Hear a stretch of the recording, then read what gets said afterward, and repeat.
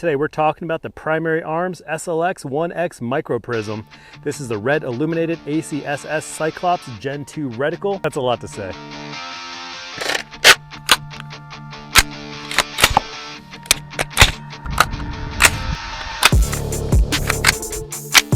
So here it is, possibly one of my favorite new optics sitting on top of one of my favorite ARs right here.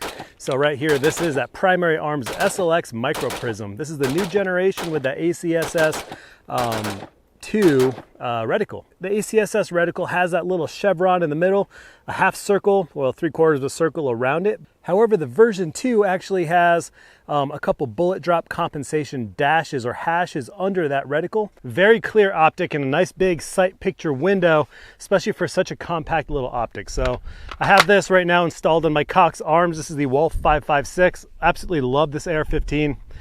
Let's go ahead and just see how it works with it. So you might notice throughout some of my shooting footage, you'll see that I've had this thing mounted forward of the receiver, mid receiver, and now it's on the rear of the receiver. I was testing out different lengths. Now with the MicroPrism, you can kind of look at a MicroPrism kind of like a scope and a red dot mashed together. So you get that durability of this MicroPrism type scope. This thing is built well. It has a very strong like ACOG type feel and build to it. But that being said, there is some eye relief that you have to consider. Now when I mounted this thing forward of the receiver, it actually wasn't that bad. Like it looked like it was really clear and it had no issues getting that sight picture.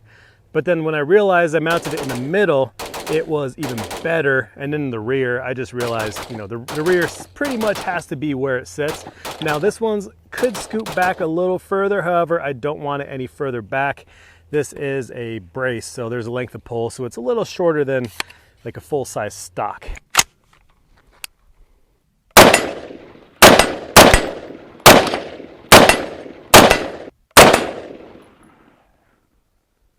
What we're going to do first is we're going to talk about some of the details and some of the features of this, not necessarily specs, but features. Of course, this is the ACSS Gen 2 reticle that we talked about, and I'll show you a little picture of what the reticle looks like in just a bit. This guy has 13 illumination settings. This has also 3 night vision settings, so low, medium, and flood. AutoLive motion sensing, so it's basically like Shake Awake, but for an illuminated reticle. One nice thing about this guy is it does have an etched reticle as well.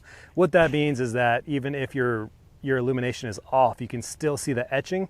I also hear that etched reticles really help with people with like an astigmatism, something like that. I don't have one, so I don't know for sure, but could be. Has a 29,000 hour battery life, and that's probably thanks to that auto off or that motion sensing off technology. It saves batteries when you're not using it. There's a lot of times you'll pick up your gun, you'll put it down. There's no need to have your illumination. Instead of having to constantly turn on and off your illumination, it'll turn itself off. So that does help with that battery life as well.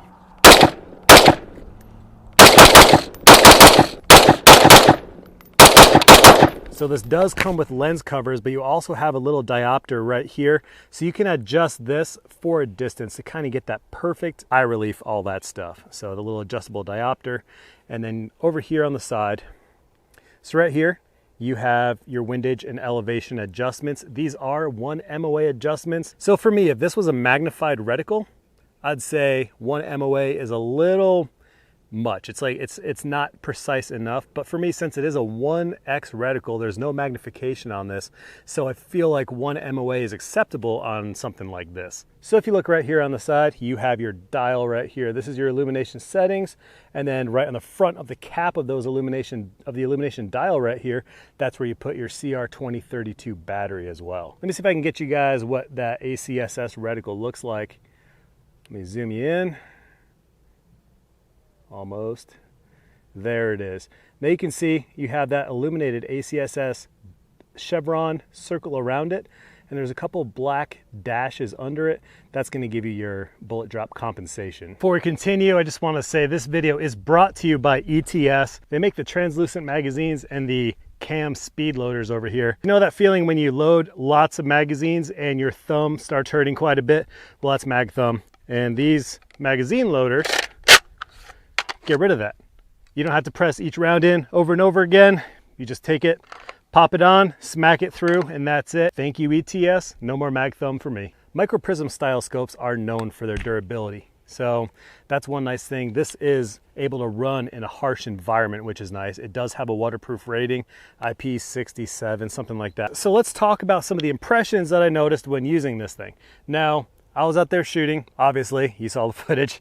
I put a few hundred rounds through it between two different guns. I put it on my Foxtrot mic, FM15.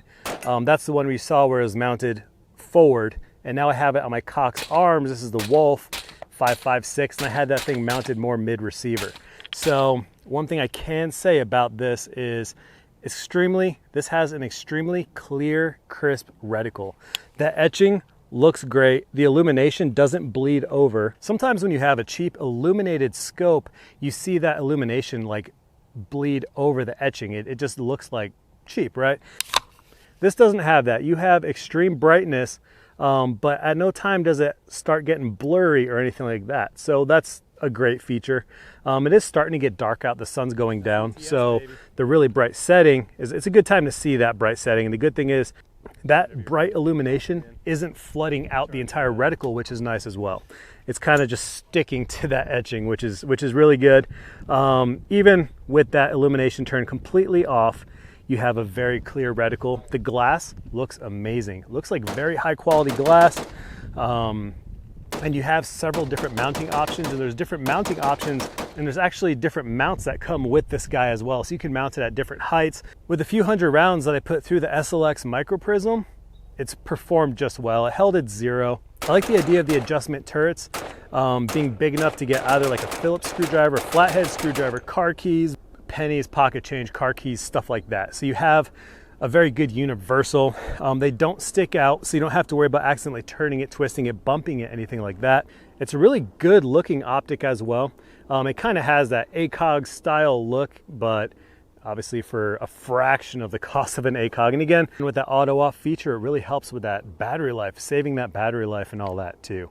So overall, the Primary Arms SLx MicroPrism so far is a winner. I haven't had any issues with it. At the same time, I haven't bumped it into anything really hard yet. So as time goes on, and if I experience any issues or failures or anything like that, I'll make sure to let you guys know. But as of right now, out of the box with a few hundred rounds under it, it's been an awesome optic. The price point also seems pretty good. I've seen it sold around $250, $260-ish, which is a pretty great value for this kind of a quality scope, this SLx quality scope. So overall, it's a winner. I really do like this thing. So Primary Arms, well done.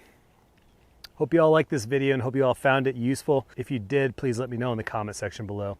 Thank you all so much. I'll see you later.